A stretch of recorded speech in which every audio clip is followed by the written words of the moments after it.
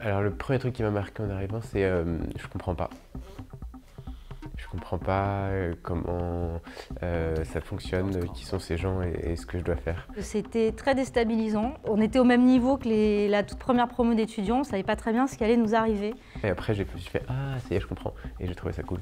C'est pour ça que je suis revenu. On n'avait pas affaire à des clones en fait d'étudiants, mais à des gens d'une grande richesse, d'une grande variété de profils, et c'est ça qui était intéressant en fait. Je me souviens d'un grand nombre de pères Dieu qui, quand je me suis retrouvé dans cette grande salle avec beaucoup de jeunes étudiants qui me regardaient comme ça et qui attendaient que je leur propose des choses et qu'on se mette à faire des choses. Surtout, le maître mot, c'était faire. Dès qu'on les mettait dans un cadre de jeu, compétition, mission, pour la plupart, à 99%, ça les amusait et ils se lançaient dans la bataille.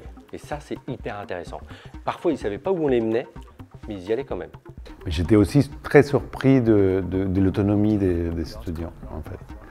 Qu'il n'y avait pas besoin, ils n'étaient pas en train d'attendre que je leur explique comment faire, ils étaient déjà en train de faire, en fait. Ils sont attachants parce que, justement, ils nous montrent autre chose. Dans d'autres écoles, on ne nous montre pas ça. Ici, ce qu'on nous montre, c'est monsieur, j'ai un parcours un peu à part, je suis différent, est-ce que vous allez m'accepter, est-ce que vous allez m'enseigner des choses? Et obligatoirement, on ne devrait pas, mais on s'attache. On ne le montre pas. Non, mais je ne vais pas raconter l'histoire le jour où je suis sorti de cours, tellement il m'énervait. Je me souviens très bien avoir posé mes feuilles et mon stylo et mes lunettes comme ça, et avoir dit pause. Mais moi, je prends une pause, pas vous, et être sorti de la salle. Et quand je suis revenu, eh bien, personne n'était sorti et tout le monde avait continué à travailler en binôme ou en trio. Et la journée s'était mieux terminée ensuite.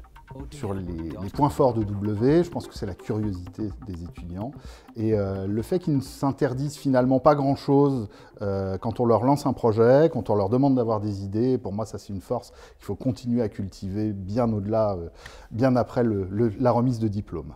No hay que hacer como te dicen que tenés que hacer, hay que hacer como vos querés hacer.